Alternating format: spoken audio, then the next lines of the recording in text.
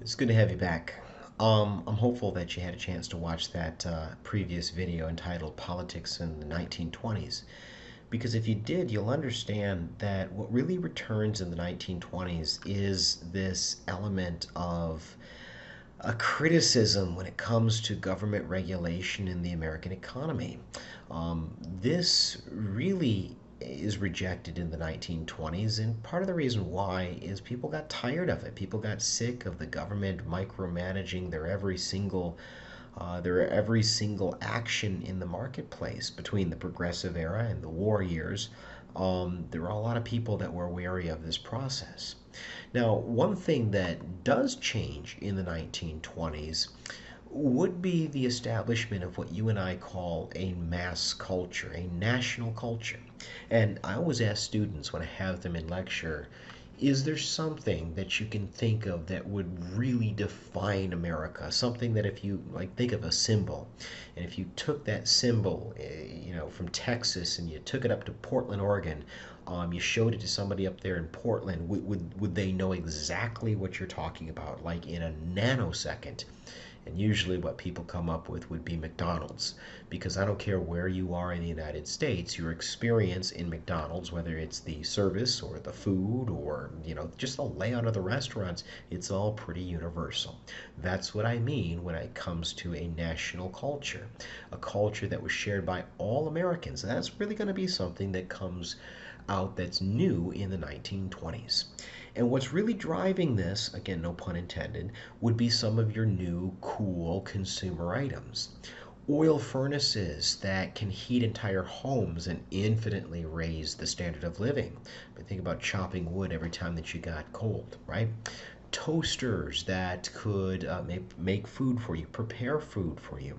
Ringing washing machines. I mean, imagine how miserable washing day or laundry day must have been before those things came out.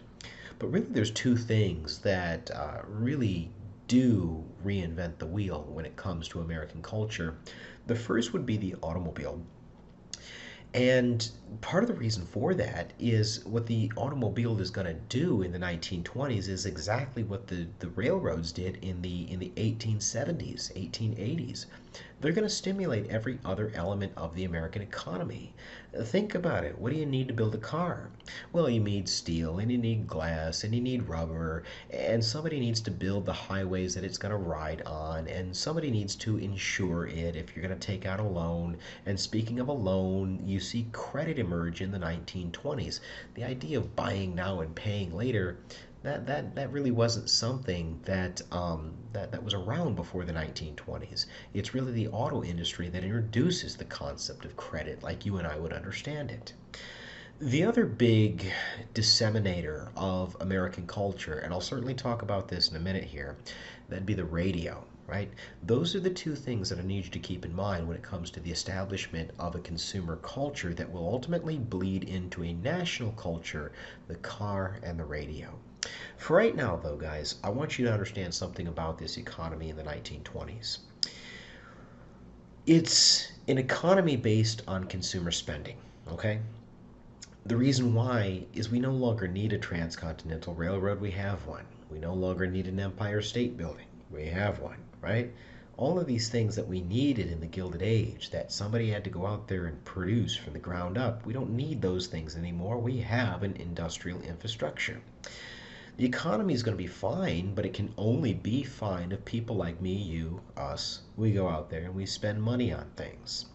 What that means is not only are you going to have to produce products, cars and cigars and all that fun stuff, you're also going to have to produce consumers. How do you do that? Well, you advertise. You create a need, right? You convince people that they need this product, that they have no self-worth if they don't have your product, so that they go out there and they buy their product whether they need it or not. Probably the most famous example would be the Listerine ad, right? Listerine, you might already be able to know where this one's going. Listerine, the mouthwash company, looked into the private life of a lady by the name of Edna. And the reason why they chose Edna was because she was 29 years of age. That might not seem all that old to many of you watching this, but believe me, in the 20s, if you were 29 and a lady and somebody hadn't taken you off the market, that was cause for concern. I don't mean to be disrespectful, but you understand what I'm trying to say. In any case, Listerine did a little bit of poking around. They said, we just can't understand this. She's pretty. She's good to talk to. She's smart. She's intelligent. What could be the problem? And lo and behold, it was bad breath. And as the line in the ad said, not even your best friend is going to tell you about this. So that's why you need our product, so that somebody will come along and they will marry you. It's all about creating the need. Well, the through the process of all this, the advertisers are advertising to national audiences. I guarantee you, right? There's jingles out there, commercial advertisements on TV, radio, whatever you're talking about, that you would recognize in an instant if I started to sing them. If I started to even hum them, you would know exactly what I'm talking about. And so advertising is going to lead to a blending of cultures. It's very much an intertwined situation when it comes to the economy and the emergence of a national culture. But back to our issue of the radio. In the 1920s, the radio was what the television was in the late 20th century, early 21st century. It was the primary disseminator of American culture. People gathered around it, conversations were had around it, and they tuned in very regularly to their favorite shows, which are probably pretty different than what you're thinking of when I say the term radio shows. Everything from very specific music hours to the agricultural hour where farmers would tune in to hear the latest and greatest news about the best fertilizers, right down to soap operas. As a matter of fact, some shows that if you're a connoisseur of classic television, you probably would recognize them today. But in any case, radio was developed during the war years. It was really developed as radar, the idea of sending a signal out and gauging how long it comes to bounce back to you after it bounces off of a ship or a jeep or whatever it is that we're talking about. Over the course of time, radio is going to kind of be innovated to be the consumer item that you think of it as, but it's really born out of the war. And originally, radio programming was designed to sell more radios. But over the course of time, similar to television, radio is going to become a form of entertainment that would really produce this national culture. Because similar to our McDonald's example, people are doing it in Texas and people are doing it up in Oregon and everywhere in between, right? Music is going to be popularized through the process of the radio. But not necessarily what you might think. I mean, it's going to be something that we would be quite familiar with today. Nobody had really heard of jazz before the late 1920s, after radio had really gone mainstream. But jazz was played relatively regularly on these mainstream radio stations. If you're my age, maybe even a little bit older, you might remember a time when nobody in their right mind would dare to play a hip hop or rap song on a mainstream, family oriented radio station. And although many of them are heavily cleansed, you hear those kind of songs pretty regularly in this day and age on pretty mainstream um, stations. That's what jazz is going to become. It'll be, I guess you might even say, commercialized by the end of the 1920s, for good, better, or worse, right? Another institution that I'd like you to be mindful of would be film, right? Movies become what you think of as the movies really in the late 20s, early 1930s, but even in the middle of the 1920s, they're very important for setting up a national mass culture. Part of the reason for this is our obsession with celebrity. The celebrity, the it girl, if you will, of the 1920s, if you're following along with me in the PowerPoint, she's right up there. That's Clara Bow, right? She was this world renowned movie star actress that starred in the first ever blockbuster Hollywood smash hit, succinctly titled It. And what It was a romantic comedy. As a matter of fact, you could probably watch it online if you're so inclined for either free or very, very cheap. But anyway, it's a romantic comedy that does everything that you think of a romantic comedy in doing, but it was a silent film. Um, Clara Bow is really going to set trends in American culture. The way that she wore her hair that became known as the bob cut, the beret that she wore, the length of her skirt. You begin to see skirts lengths coming up to touch maybe about the knee, which is certainly not something that you saw before this time period. Maybe most tellingly of all, and would make a lot of sense to you, when asked what kind of designer she preferred to wear, she said, "My favorite is Chanel." And so, if you want to be cool like Clara Bow, that's what you bought too, assuming for a minute that you could afford Chanel. But I'm hopeful that you understand that just like today, what Clara Bow is doing is establishing this idea of a national culture. Sports become much more mainstream in the 1920s. And if you're looking at the bottom of that screen right there, you probably recognize one of those two guys holding the giant baseball bat, Babe Ruth. Now, of course, people came to Yankee Stadium to see Babe Ruth play baseball, but they also came to see his just crazy off the field sort of antics. He had this really colorful personality that was larger than life. A couple examples: he used to buy the first row of boys at Yankee Stadium a hot dog, and then he himself would eat like 3 hot dogs, and he'd waddle out and play right field, and he'd hit a home run 2 innings later, and it was just this really colorful, larger than life sort of figure. The guy standing next to him is the heavyweight champion of the 1920s. That's Jack Dempsey. And we don't have time to talk about this in large part, but we will say that Dempsey was not, he's not a Floyd Mayweather. We're not talking about a really technically sound boxer here. He is nicknamed the Manasseh Mauler for a reason. But just like Babe Ruth, he was more known for what he was doing outside of the world of boxing as opposed to what he was doing in the ring. He owned a speakeasy, an illegal saloon that operated in New York at a time period where you're going to come to find out where it was illegal to consume alcohol.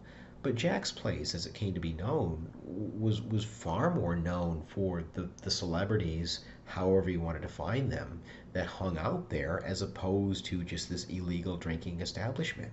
It was one thing, you had to be kind of cool to know of where in New York to go to drink. But if you got into Jack's Place, my goodness, you needed to be somebody, right?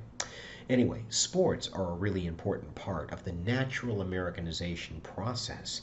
A lot of these people that are coming down to Yankee Stadium, which, again, we don't have time to get into this, is literally the house that Ruth built. They didn't play in the Bronx. They certainly didn't play in Yankee Stadium before Babe Ruth. But a lot of these people were immigrants.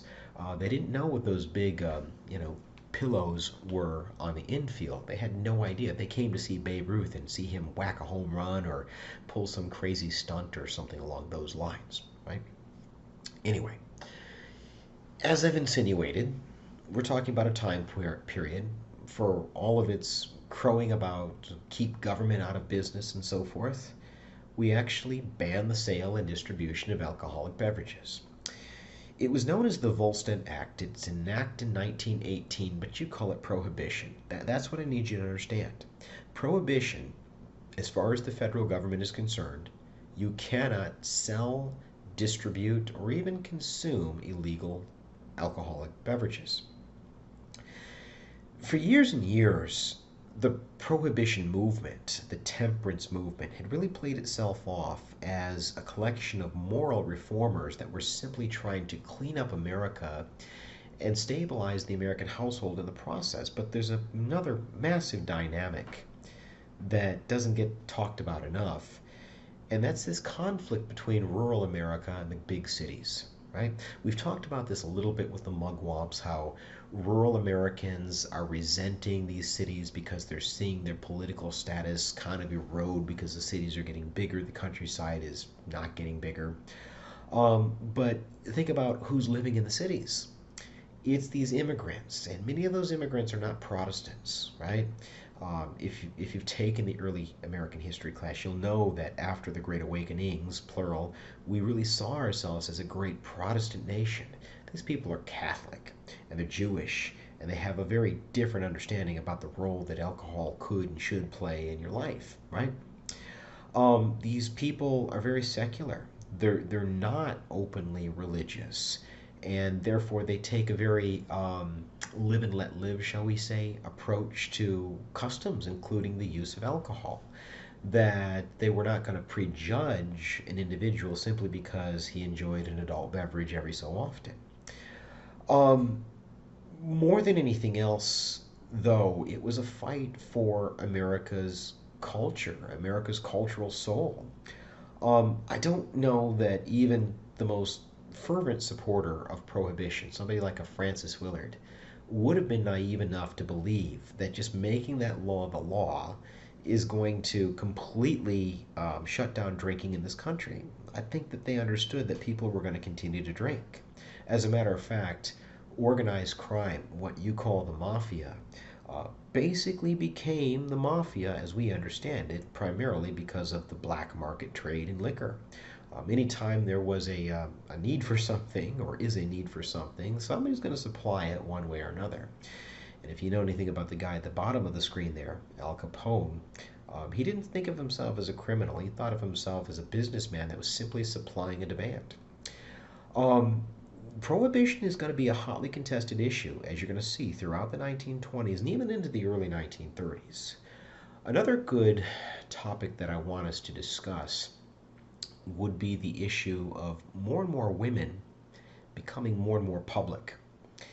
When you think about the 1920s, one thing that comes to mind or tends to come to mind would be the popular image of the flapper, the girl out in public that would dance and fraternize with men and smoke and drink publicly, which is nothing that a woman should be doing if she wanted to be considered a proper woman. Simply put, a flapper was a party girl. But there was another element, a historical element to the flapper that I'd like you to be mindful of. This is a woman that's assuming a much more public role. Now, we know that women are entering into the political sphere since the 19th Amendment. Women are voting. Women are also entering into the paid labor force in levels that had not really been seen in American history, not to date anyway. And there's this growing assumption that men and women are equal as far as the law is concerned, and we ought to write that down. And in 1923, we propose exactly that. This proposition is known as the Equal Rights Amendment, and what it proposes is equality in front of the law. As far as the legal system is concerned, there is no difference between a man and a woman. So, for example, if you've got two people, one man, one woman, doing the exact same job, you need to pay them equal pay for equal work. It's not going to be men that will defeat the ERA. It's going to be women. And of all women, it's going to be progressive women, people like Jane Addams, who argued if you made women exactly the same as men as far as the law was concerned, inevitably what you're going to do is you're going to throw the baby out with the bathwater. What you're going to do is you're going to throw out those laws like Muller versus Oregon, right? You can only legally work a woman worker for 10 hours. You're going to throw out all those laws that we work so long and hard to get to protect women, right? That becomes the challenge. But you are seeing women take more public stands on very public issues. Everything from prohibition to politics, very, very generally speaking, to proper decorum in public, right? These are things that you never would have seen under the cult of true womanhood. We talked about the Great Migration a few lectures ago. We know that more and more African Americans are coming to those urban northern centers like Chicago to take advantage of the economy and to take advantage of a perceived freedom that did not exist in the rural South. But of all the black metropolises that you can talk about, they all pale in comparison to New York. And the black district of New York would be the borough that we call Harlem. And it's not just black workers or, black entrepreneurs that are headed to Harlem. It really is the intelligentsia capital for African American people, right? artists, musicians, political thinkers, poets, painters, sculptors, photographers, you name it, arts very broadly defined, they're all making their way to Harlem. And Harlem is going to experience this cultural renaissance, this birth of high arts, or however you want it. It's arts broadly defined, but we're going to use these arts to promote civil rights. A couple quick examples. The guy at the bottom left corner of the images there, that's the Jamaican born Marcus Garvey. Think of him more as a political philosopher than anything else.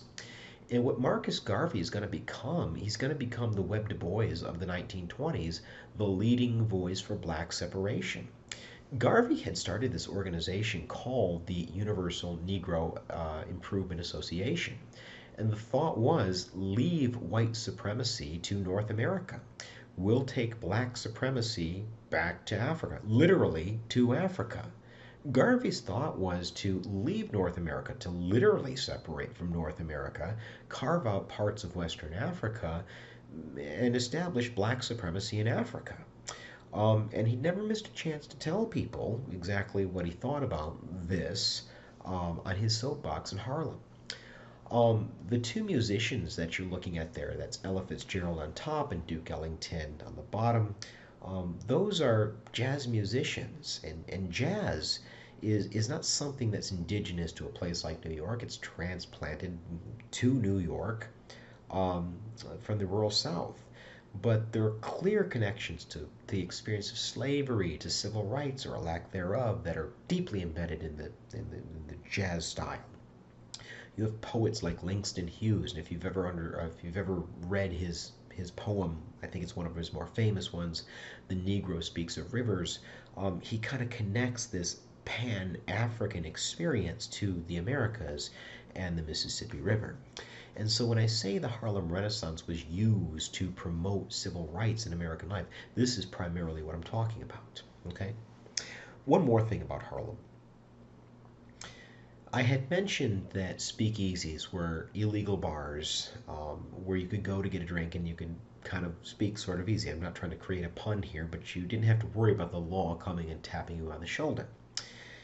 But what we often forget about these speakeasies in places like Detroit and Chicago, Cleveland, New York, they were heavily segregated.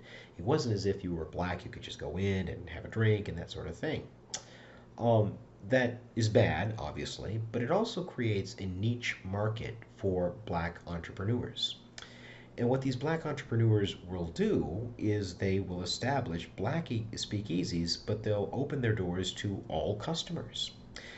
Now, obviously, you needed entertainment. That's sort of what you think of when I say bar, saloon, that sort of thing. And typically, what these black speakeasy owners would do is they would pay a jazz band to come in and play. Now, if you're looking at that PowerPoint, you look at the bottom right corner of that slide, the Cotton Club in Harlem. That was maybe the most famous jazz club. It arguably still is the most famous jazz club in American history. But going to see a show at the Cotton Club is a lot like going to see a band play at Madison Square Garden. If you're playing at Madison Square Garden, chances are people know who you are. Even people that don't like your music so much, they know who you are. And so the thought here was, if you're a real jazz connoisseur, if you really like real jazz, right? You don't go see Louis Armstrong play in the Cotton Club. That was something that Squares did, right? You would go to one of these black speakeasies, right? That would be where your struggling, fledgling, up and coming jazz musician would be seen, trying to make a name for him or herself, trying to get noticed, trying to make it. That is where the purest of jazz would be located. And if you happen to be white, this really was the cool thing to do. It was known as going slumming. They didn't really mean anything negative about it. It just meant that you knew of what speakeasies would offer the best jazz, right? So anyway, this is an often you know, neglected part of American history. The racial mixing that these speakeasies are going to offer up in the 1920s. This might be one of the primary institutions where you see the most amount of racial mixing in American life, right? One last thing about the 1920s that we really do need to talk about to kind of put everything together would be the culture wars.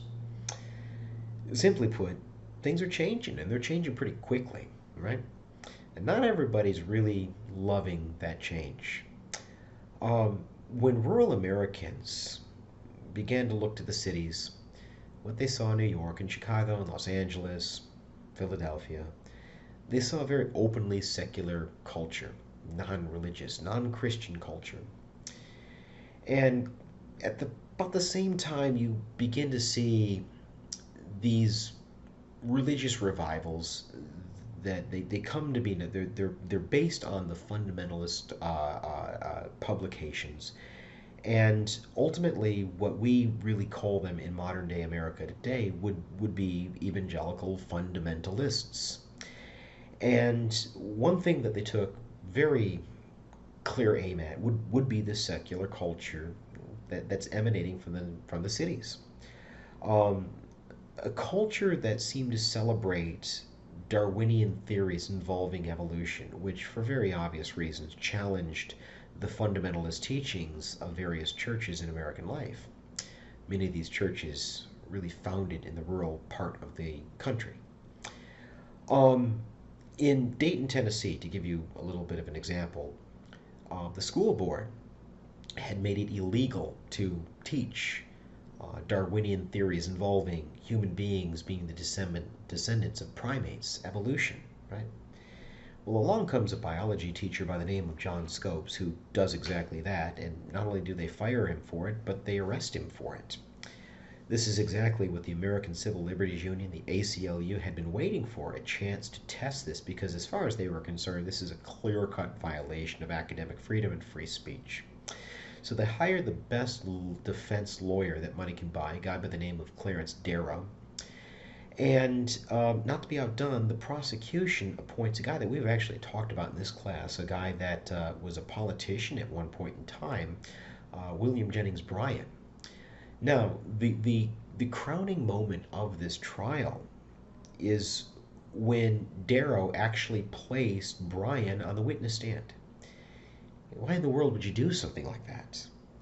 Well, what Darrow is driving at is at least in his mind, the absurdity of legislating based on religiosity. Because at the end of the day, religion is very relative. It really depends on exactly who you're talking to understand what they're thinking about. In any case, what Darrow's going to do is he's going to ask Bryan these questions that involve the Bible. And the reason that he's choosing Bryan is because Bryan's a biblical expert. He knows it inside out, upside down, and backwards. And there are things that he asks him, like, for example, give me the chemistry, give me the physics of Jesus turning water into wine. Go, do that. Give me the physics of Moses parting the Red Sea, if you want to go Old Scripture, or Old Testament.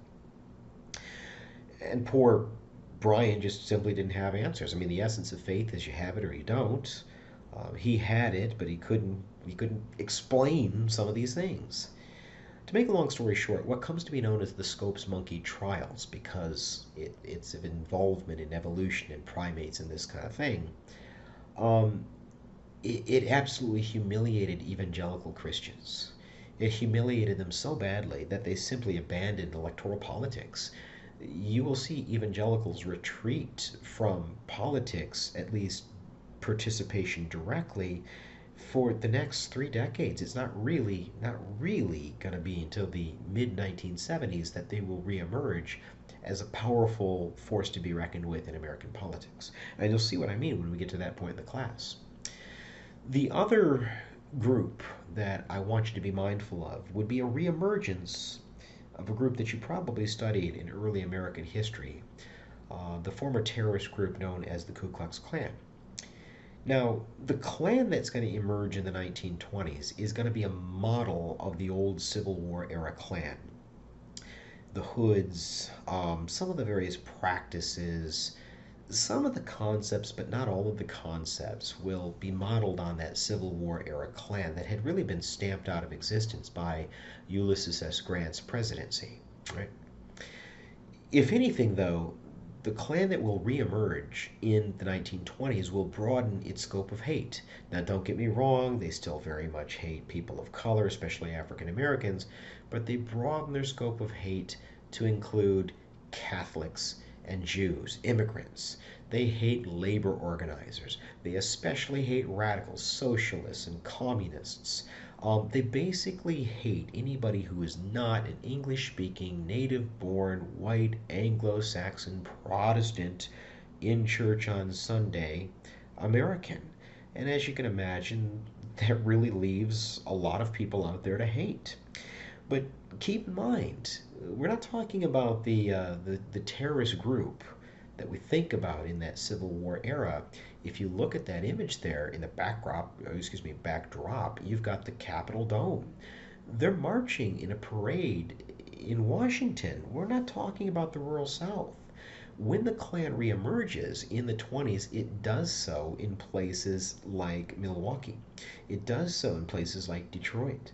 It does so in places like Buffalo, New York, Chicago, Indianapolis, places that are involving the urban north, because that's where social change is most pronounced.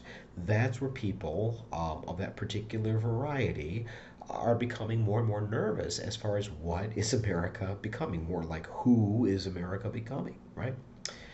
Maybe the best example of the culture wars that I can point to, certainly that I could end with, would be the presidential campaign of Al Smith, right? Al Smith was a Democrat, and in 1928, that's not going to do him any favors. He was from New York, and he was of Irish Catholic lineage. He was a city dweller from the city of New York, and he's going to run on a campaign that is going to come to overtly oppose prohibition. Al Smith is what people used to call a wet. If you were against prohibition, you felt that that was a mistake, you were a wet, and if you were for it, you were pro prohibition, that made you a dry, right? In any case, Al Smith is a wet.